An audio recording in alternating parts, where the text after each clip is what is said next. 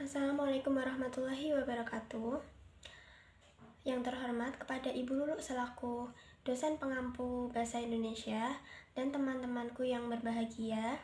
Pada kesempatan hari ini, kelompok kami akan mempresentasikan jurnal yang mengadopsi dari skripsi Rapin dengan judul Sistem Informasi Akademik berbasis web di SMP Negeri 2 Klaten, yang beranggotakan yang pertama ada Rino Syandana, yang kedua saya sendiri Anissa Putri Ramadhani.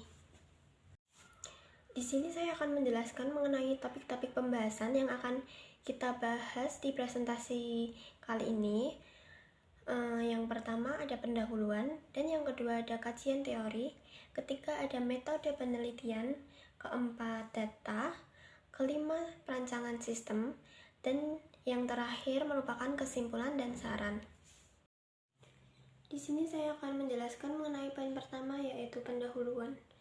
Sebuah perusahaan ataupun lembaga pendidikan, baik itu negeri ataupun swasta, setiap sektor pendidikan diharapkan dapat memanfaatkan teknologi informasi sebagai penunjang kegiatan operasional dalam menghasilkan suatu informasi.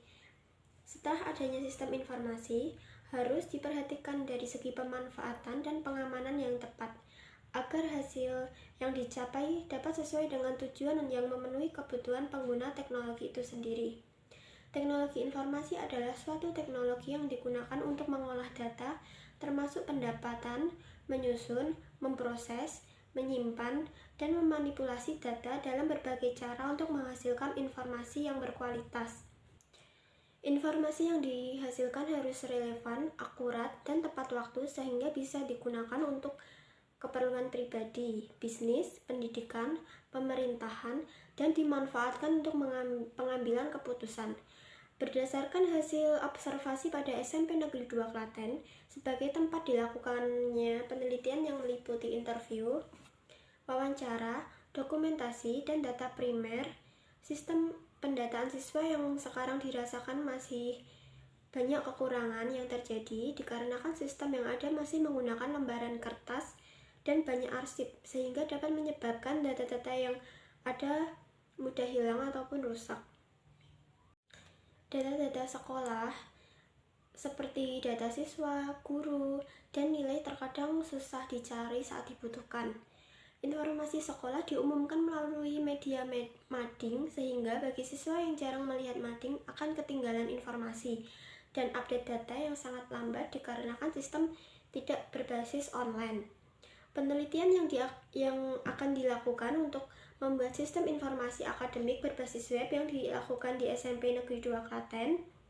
Penelitian ini memiliki peranan untuk memperbaiki kinerja sistem pengolahan data akademik di SMP Negeri 2 Klaten, sehingga diharapkan akan menjadi kebutuhan untuk sarana pengolahan data akademik, sehingga dapat diperoleh hasil yang efektif dan efisien. Poin yang kedua yaitu kajian teori, konsep sistem informasi. Sistem adalah kumpulan atau himpunan dari unsur atau variabel-variabel yang saling terkait, saling berinteraksi, dan saling bergantung satu sama lain untuk mencapai tujuan. Tohari 2014, MC Faden DKK tahun 1999 mendefinisikan informasi sebagai data yang telah diproses sedemikian rupa sehingga meningkatkan pengetahuan seseorang yang menggunakan data tersebut. Menurut Davis tahun 1999, informasi adalah data yang telah diolah menjadi sebuah bentuk yang berarti bagi penerimanya dan bermanfaat dalam pengambilan keputusan saat ini atau saat mendatang. Menurut Leach dan Davis dalam Jogianto tahun 2015, sistem informasi adalah suatu sistem di dalam suatu organisasi yang mempertemukan kebutuhan pengolahan transaksi harian, mendukung operasi, bersifat manajerial, dan kegiatan strategi dari suatu organisasi. Poin yang ketiga yaitu metode penelitian. Di sini menggunakan dua metode penelitian. Yang pertama metode pengumpulan data, yang kedua metode perancangan sistem. Metode pengumpulan data ada 3, yaitu metode observasi, metode wawancara, dan metode kepustakaan. Metode observasi adalah pengamatan secara langsung kegiatan atau kejadian yang sedang dilakukan di SMP Negeri 2 Klaten dalam proses pengolahan data nilai maupun pelayanan administrasi siswa mengenai pengolahan nilai mulai dari nilai tugas, nilai ulangan harian, pelaksanaan mid semester, sampai pengumpulan data nilai siap proses. Mengenai administrasi siswa yaitu pembayaran DOP dan DPP yang telah ditentukan oleh sekolah. Yang kedua yaitu metode wawancara. Metode wawancara atau tanya jawab secara langsung dengan pihak-pihak terkait dalam ini yaitu guru mapel dan pegawai administrasi guna memperoleh data yang tepat sehingga perancangan aplikasi sesuai tujuan yang ditetapkan. Yang ketiga yaitu metode kepustakaan. Metode pengumpulan data dengan cara mengadakan studi kepustakaan dengan mempelajari literatur, makalah, artikel-artikel, serta jurnal-jurnal hasil penelitian sebelumnya yang ada hubungannya dengan sistem informasi pengolahan data nilai maupun data administrasi. Metode penelitian yang kedua yaitu metode perancangan sistem. Yang pertama, analisis kebutuhan.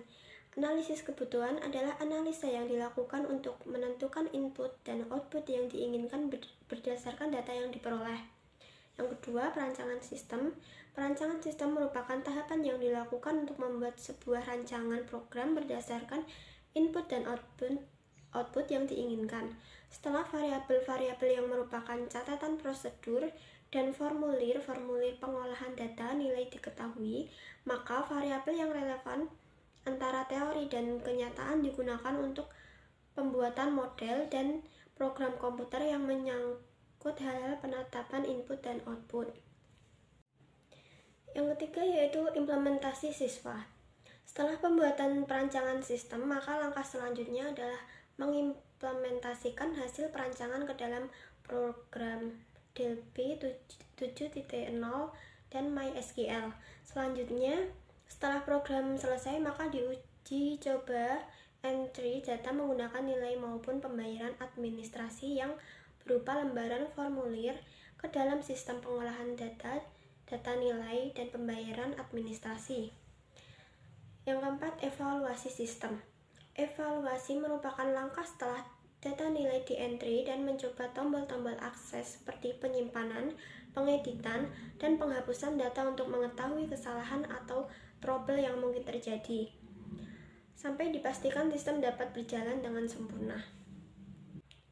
Yang kelima, yang terakhir adalah pelatihan dan pemeliharaan. Tahap ini dilakukan setelah sistem pengolahan data nilai dan pembayaran administrasi berbasis komputer bebas dari kesalahan atau trouble. Tahap ini penting dilakukan karena sistem ini bagi mereka suatu yang baru dan perlu dilatih bagaimana cara mengoperasikan sistem ini secara keseluruhan, mulai dari entry data nilai sampai mencetak atau membuat laporan. Poin yang keempat yaitu data. Analisis sistem. Dalam pengolahan nilai, siswa dan pencatatan biaya sekolah seperti DPP, dana pengembangan pendidikan, dan DOP, dana operasional pendidikan di SMP Negeri 2 Klaten, ini masih bersifat manual, sehingga banyak waktu dan tenaga diperlukan untuk melakukan tugas tersebut. Tujuan dari tugas ini adalah mengembangkan aplikasi pengolahan nilai bersifat komputerisasi. Upaya dalam pengolahan data dan informasi akan berhasil dengan perubahan yang lebih baik pada sistem yang ada, seperti Microsoft Excel. Spesifikasi kebutuhan sistem ada dua, yaitu kebutuhan fungsional dan kebutuhan non-fungsional. Kebutuhan fungsional yang pertama, admin dapat masuk ke sistem dengan baik terlebih dahulu dengan cara login menggunakan username dan password yang telah dibuat. Yang kedua, admin dapat menginput, mengedit, dan menghapus data dengan baik masing-masing form pada sistem. Yang ketiga, sistem dapat mencetak laporan dengan baik sesuai yang diinginkan oleh admin. Yang keempat, sistem dapat menyimpan dengan baik data-data yang sudah dimasukkan ke dalam database. Kebutuhan non-fungsional, yang pertama, tampilan program yang menarik dan sederhana mempermudah admin dalam pengolahan data. Yang kedua, saat admin mengolah data, sistem merespon dengan cepat dan baik. Yang ketiga, sistem mampu berjalan dengan baik dengan data yang banyak. Yang keempat, sistem mampu mencetak laporan dengan cepat sesuai yang diinginkan admin. Selanjutnya saya akan melanjutkan penjelasan dari Mbak Anissa. Berikut adalah beberapa data yang dapat ditemukan dalam sistem informasi akademik berbasis web di sekolah. Yang pertama, data siswa. Data siswa mencakup nama siswa, nomor induk siswa atau NIS, kelas, data pribadi, data orang tua. Selanjutnya, data guru. Data guru mencakup nama guru, nomor induk pegawai, mata pelajaran yang diajar, dan jadwal mengajar. Lalu, data mata pelajaran. Data mata pelajaran mencakup nama mata pelajaran, deskripsi atau rincian tentang mata pelajaran. Lalu, yang selanjutnya adalah data nilai. Data nilai mencakup nilai siswa untuk setiap mata pelajaran, nilai ulangan harian, nilai tugas, dan juga nilai ujian. Selanjutnya, data absensi. Data absensi mencakup rekam absensi siswa, tanggal absen, dan juga kehadiran. Selanjutnya, jadwal pelajaran. Jadwal pelajaran mencakup pelajaran harian, waktu, dan ruang kelas untuk setiap mata pelajaran. Selanjutnya, pengumuman. Pengumuman mencakup informasi penting dan pengumuman dari sekolah, lalu kegiatan ekstrakurikuler dan acara sekolah. Yang terakhir, data administratif. Data administratif mencakup informasi kontak sekolah, data staf administrasi sekolah, dan data report siswa. Selanjutnya adalah bagian pembahasan. Yang pertama, perancangan sistem. Pada tahap ini akan dilakukan perancangan sistem meliputi pembuatan diagram alir data, dan perancangan interface sistem. Yang kedua, diagram alir data. Perancangan diagram alir data meliputi diagram konteks, DFD level 0, dan ERD yang meliputi diagram konteks. Menurut Kristanto, diagram konteks adalah sebuah diagram sederhana yang menggambarkan hubungan antara entiti luar, masukan, dan keluaran dari sistem. Selanjutnya, data flow diagram atau DFD. DFD awalnya dikembangkan oleh Chris Gain dan Trish Sarson pada tahun 1979 yang termasuk dalam struktur sistem analis and design methodology. Sistem yang dikembangkan ini berbasis pada dekomposisi fungsional dari setiap sistem.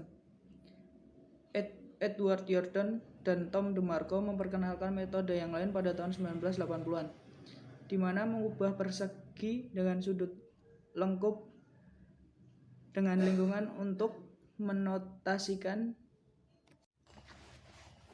Selanjutnya adalah data flow diagram atau DFD. DFD awalnya dikembangkan oleh Chris Gain dan Trish Sarson pada tahun 1979 yang termasuk dalam struktur sistem analis dan desain metodologi. Sistem yang dikembangkan ini berbasis pada dekomposisi fungsional dari sebuah sistem.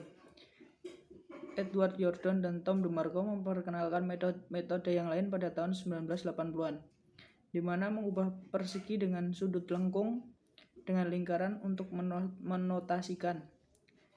DFD Edward Yordan dan Tom DeMarco populer digunakan sebagai model analis sistem perangkat lunak untuk sistem perangkat lunak yang akan diimplementasikan dengan pemrograman terstruktur. Selanjutnya adalah Entity Relationship Diagram atau ERD. Menurut Yanto, ERD adalah suatu diagram untuk menggambarkan desain konseptual dari metode konseptual suatu basis data relasional. ERD juga merupakan gambaran yang merealisasikan antara objek yang satu dengan objek yang lain. Dari objek di mana dunia nyata yang sering dikenal dengan hubungan antar etnis. Terdapat 4 entitas yaitu siswa, mata pelajaran, guru, dan ruang. di mana relasi antara. Selanjutnya saya akan menjelaskan bagian-bagiannya. Yang pertama, halaman utama. Pada gambar di atas merupakan halaman awal yang akan dimasuki saat mengakses akademik. Terdapat dua pilihan hak akses yang bisa dilakukan, yaitu sebagai admin dan sebagai user. Yang kedua, halaman utama admin. Sebelum masuk ke sistem, baik sebagai admin dan sebagai user dianjurkan untuk login terlebih dahulu dengan cara memasukkan username dan password. Yang ketiga, halaman input nilai. Pada gambar di atas merupakan form input nilai siswa di SMP Negeri 2 Klaten. Yang keempat, halaman nilai. Pada gambar di atas merupakan daftar nilai seluruh siswa di SMP Negeri 2 Klaten. Selanjutnya adalah halaman pengajar. Pada gambar di atas merupakan data-data pengajar yang ada di SMP Negeri 2 Klaten. Lalu selanjutnya adalah kesimpulan. Dengan adanya sistem informasi akademik berbasis web ini, sangat membantu pihak sekolah dalam mengelola administrasi data sekolah seperti data guru dan siswa, data nilai, data mata pelajaran, data pengajar, dan data jadwal pelajaran. Nomor 2, memberikan informasi yang akurat kepada para siswa berupa data nilai, data guru, data mengajar, dan jadwal pelajaran. 3, dapat membuat data-data akademik selalu terupdate sehingga tidak mengganggu proses pembelajaran. Yang terakhir adalah saran. Yang pertama, disarankan dengan menggunakan program ini bisa membantu pihak sekolah dalam mengelola administrasi data-data sekolah secara efektif dan efisien. Kedua, disarankan untuk meningkatkan lagi sumber daya manusia agar program akademik ini bisa dijalankan dengan benar sehingga sebagaimana mestinya. Yang ketiga, disarankan program ini dapat dikembangkan lebih lanjut untuk mendapatkan hasil yang lebih optimal sesuai dengan kebutuhan. Sekian presentasi dari kami, kurang lebihnya mohon maaf. Assalamualaikum warahmatullahi wabarakatuh.